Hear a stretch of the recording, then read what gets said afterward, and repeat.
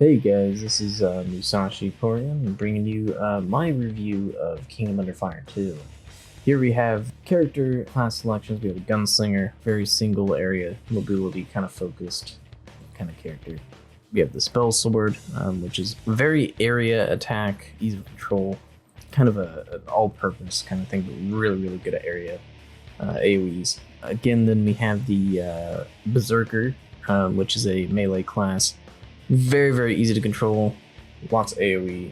Ranger class, we have the single attack, very high single attack. Then we have the Elementalist, which is a kind of like spell sword, but a little bit more in the ease of control, and it also has a summon. My pros and my cons.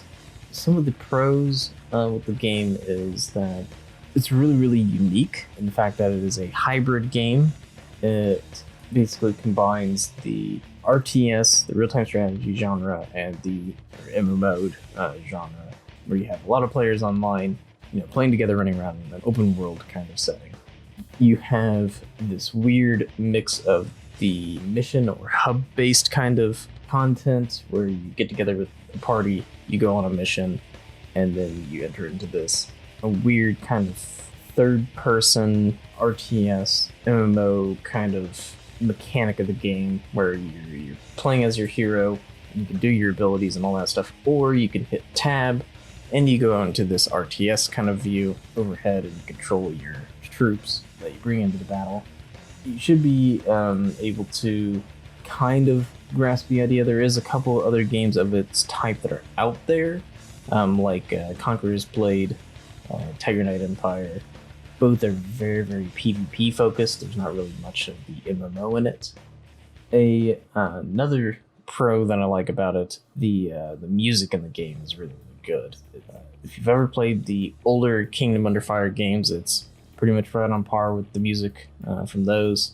Personally, I don't think it's quite as heavy as that as the older versions, but it definitely has that Kingdom Under Fire music kind of feel. Another pro is that a lot of people were worried that it would be a pay-to-win kind of title because it was released in other regions in kind of a testing phase, and it had some pay-to-win mechanics put in. But in the actual release here in the West, the NA and EU release that is, there actually is no pay-to-win whatsoever. Basically, all the diamond items that you can buy are all cosmetic. There's no stats attached to the cosmetics. There's some mounts that you can get. Again, no stats attached to those mounts. The only thing about those mounts is that they're a little faster than the basic one that people get. However, there's another currency called cubics, which you gain by playing the game, doing quests, doing missions, just playing, going through content, and you can use that to actually get the same stuff that you can actually spend money, the diamonds, to get. So essentially, you don't have to spend anything. I will tell you that it was about roughly 1,200 diamonds to get everything that's currently in the diamond shop. I did go ahead and get all of it because, I wanted to see what it all was, how much it would cost.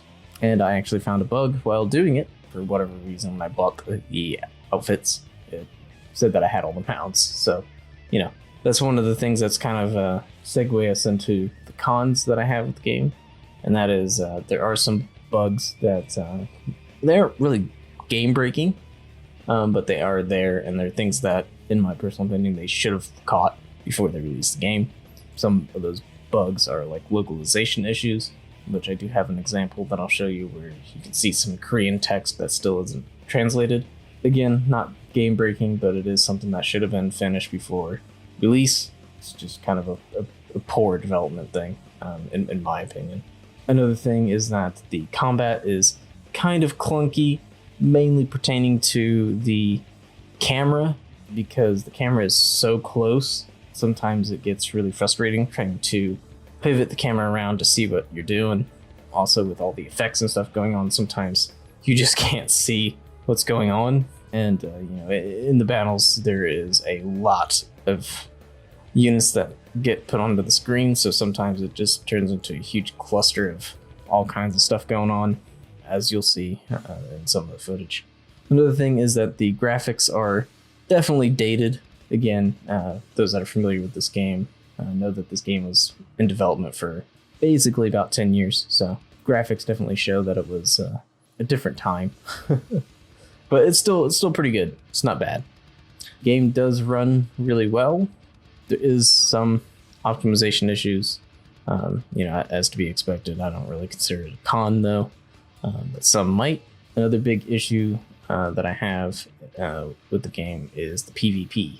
So in the PvP, which I unfortunately don't have any footage of, it's very unbalanced because of the way the combat works. Basically, if you get stunned, you're done for because you're just going to get comboed into basically just dying. It's not really a one-hit KO, but it might as well be, because once you're stunned, it's game over. Because there's not really any escape mechanics. There's like one, and there's not really any gap closers. So PvP is kind of a whoever gets stunned first kind of thing, which I think needs to be fixed, because otherwise 1v1 duels are kind of pointless in my opinion. However, the 3v3 and the big battle, RTS battle, PvP matches are actually really, really fun. But again, the 1v1 rules are extremely imbalanced. Something needs to be done there, whether it be adding some more abilities for like escapes and gap closers and things like that. Another issue that I have with the game is actually due in part to the publisher's marketing of the game. It's kind of a weird con, I know, but the game itself, it's not dead or anything like this. There's plenty of people that are playing. It's just that the numbers that are playing are low, but it's not low enough to where you can't do things. But it does make it kind of frustrating trying to get some of the in-game content, because people are just, they're partying up with their friends or whatever. And, somebody comes in and plays and, say they don't have friends or something. You've got to be, basically reliant on somebody in a guild to help you out. And it does not take long to level in this game, which is kind of the only thing that I have that's kind of a neutral point with this game. And that is the fact that it's not slow, but it's not fast. I mean, it took me about roughly 40 hours, something like that, to get to end game. And that's playing pretty casually. Some of the people that I know that did it pretty much in one day, they just, zoomed straight through it. And, it's just one of those things that's, if you don't have any friends, it's really, really hard to do some of the missions. They're very difficult. But if, you have that one or two extra people, it helps a lot. And the game did just release on Steam. I did put a Steam review up. I'll actually have that in the description down below. But yeah, I mean, overall, I think the game is, it's solid. It's a solid game. I think if it had come out when they first announced it back, 5 years ago, I think it would have been really, really popular. Right now, it's still fun. It's a lot of fun. I would recommend it. I personally would give it about a 7 out of 10. And I mean, if you like, RTSs, definitely go for it. It's definitely a very interesting hybrid, especially if you like Conqueror's Blade and you want something that's a bit more fantasy based. Definitely check this game out. And if you like MMOs, I would say maybe steer away from it, because it's more RTS focused. The MMO part is more of a gimmicky thing, really. It's there, but it's not anything special. That's not the main focus of this game. So thanks for watching, guys, and check out this game if you like it, and if not, maybe I'll cover another game that you might like. Catch you guys in the next one. Bye-bye.